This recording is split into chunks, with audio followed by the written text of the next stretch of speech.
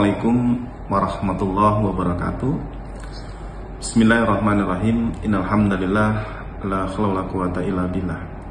Asyhadu an la ilaha illallah syarikalah, asyhadu anna Muhammadan rasulullah la nabiyya ba'da. Faqad qala ta'ala fi kitabil karim.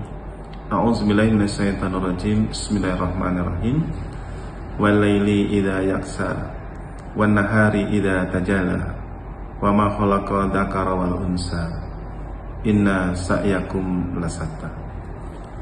Puji syukur kepada Allah Subhanahu wa taala atas ridho, rahmat, pelindungan dan ampunan yang Allah anugerahkan kepada semuanya, sehingga pada kesempatan yang berbahagia ini kita dapat berjumpa di dunia maya dalam kondisi sehat walafiat. Salawat dan salam semoga tercurahkan kepada junjungan kita Nabi besar Muhammad SAW serta keluarganya, sahabatnya, dan tak lupa pengikutnya ila akhirat. Saya Selamat, Kasih Pendidikan Madrasah Kabupaten Lebak, akan menyampaikan kultum di hari ini, yaitu dengan lewat buku Awareness of Ramadan karya Bapak Nanang Qasim Yusuf, yaitu dengan tema membaca kitab alam semesta. Pada suatu hari dikisahkan ada seorang pemuda yang berusia 28 tahun sedang duduk termenung di sebuah bawah pohon apel. Lalu sebuah apel tersebut jatuh dari pohon tepat sebelahnya. Orang ini tidak tinggal diam. Ia sedang merenung, otaknya sedang memikirkan rahasia apa yang dapat ia simpulkan. Itulah yang membedakan dirinya dengan orang kebanyakan di antara kita. Mungkin ketika kita mendapati apel jatuh ke bawah, kita hanya berpikir memang sebenarnya sudah harus demikian. Namun pemuda ini berbeda. Dia terus berpikir, merenungkan sampai batas pikirannya sendiri.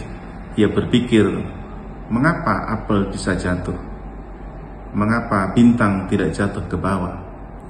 Mengapa matahari tidak jatuh ke bawah? Mengapa benda-benda di atas sana tidak jatuh ke bawah? Sejak itulah pemuda ini terus melakukan penelitian hingga pada akhirnya pada usia 36 tahun ia berhasil menemukan sebuah teori yang fenomenal, yaitu teori gravitasi universal. Lalu semua orang mengenal namanya, dialah Isaac Newton.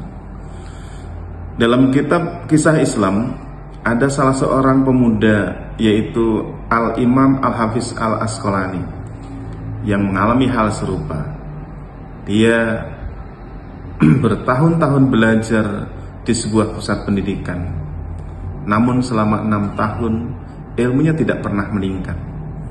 Ia putuskan kembali ke kampung halamannya. Di tengah perjalanan, ketika ia sedang istirahat, ia takjub melihat sebuah batu yang berlubang oleh tetesan air yang jatuh menimpanya. Ia menjadi tersadarkan dan merasa dialah batu itu. Anda tahu apa yang ia lakukan? Maka ia kembali ke perguruan itu untuk melanjutkan pendidikannya. Kemudian dalam beberapa tahun kemudian ia berhasil menghasilkan sebuah karya, yaitu kitab Bulughul Maram. Kita dapat mengambil hikmah dari dua kisah tersebut.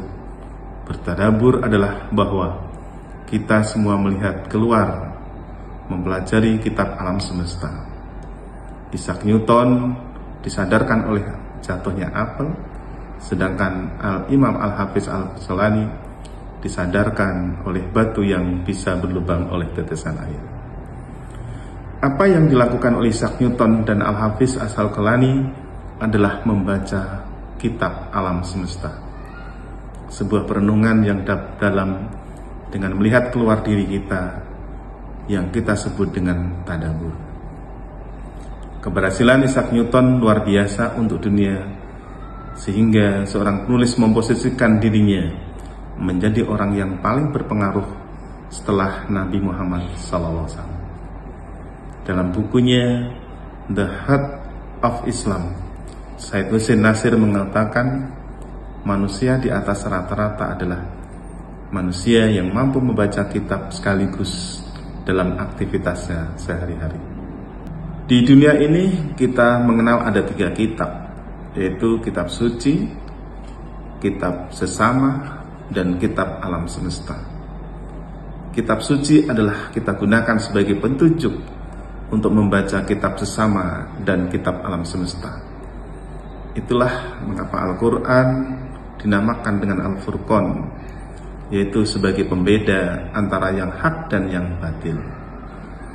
Al-Quran mempunyai fungsi yakni sebagai pembeda antara yang hak dan yang batil, sebagaimana firman Allah Subhanahu wa taala dalam surat Al-Hijr ayat 9 yang berbunyi, A'udzubillahi minasyaitonirrajim, Bismillahirrahmanirrahim, Inna nahnu nazzalna dzikra wa inna lahu lahafizun. Sesungguhnya kamilah yang menurunkan Al-Quran dan sesungguhnya kami benar-benar memeliharanya. Sementara itu yang dimaksud oleh kitab sesama adalah bagaimana kita mampu membaca sesama kita. Ketika kita melihat orang lain mendapatkan sebuah bencana, ujian ataupun pengalaman yang tidak mengenakan, itu adalah buku yang harus kita baca. Dalam aphorism Training the Seven Awareness, kalau pisau diasah oleh batu, maka manusia diasah oleh manusia lainnya.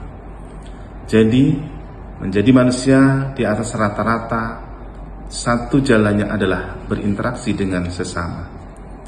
Coba kita bayangkan, ketika pisau diasah oleh batu, pisau itu sepertinya menjerit, berteriak dan merasakan sakit.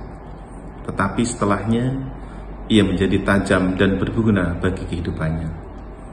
Serupa dengan pisau, manusia jika sedang diasah oleh manusia lainnya, baik dalam bentuk cacian, fitnah, makian, kekecewaan, itu semua adalah bentuk asah manusia kepada kita.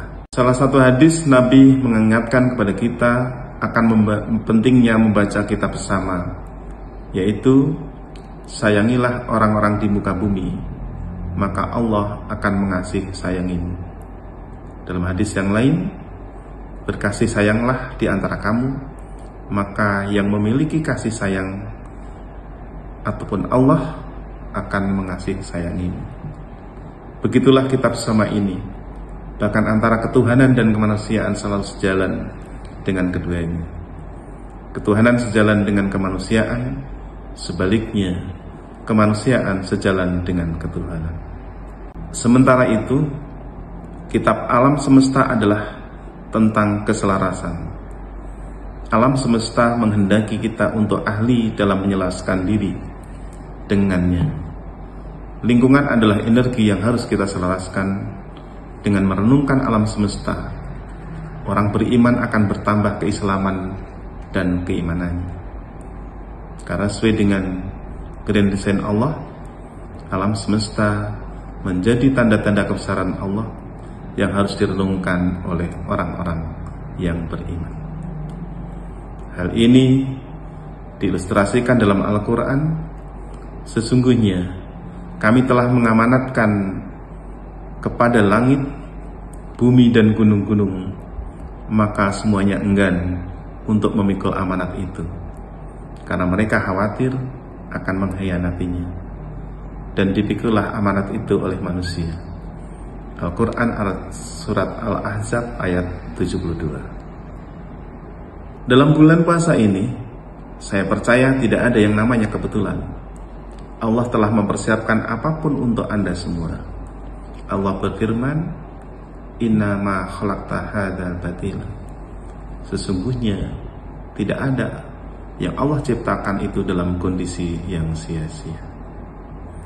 Berarti cobalah kita menjadi lebih peka terhadap sekeliling kita. Renungkan apa yang kita lihat dan temui di sekeliling kita. Jangan-jangan Anda semua mempunyai potensi seperti Isaac Newton ataupun Imam Al-Hafiz Al-Asqalani. Cobalah Anda tasakuri, tadaburi, dan tafakuri, sehingga dalam bulan Ramadan ini Anda bisa menciptakan satu peristiwa besar. Saya percaya bahwa itu mungkin terjadi pada diri Anda. Demikian kultum kita pada hari ini. Mudah-mudahan kita dapat menyelesaikan ibadah puasa kita selama sebulan penuh. Selamat berbuka puasa. Terima kasih. Wabillahi taufik wal hidayah. Assalamualaikum warahmatullahi wabarakatuh.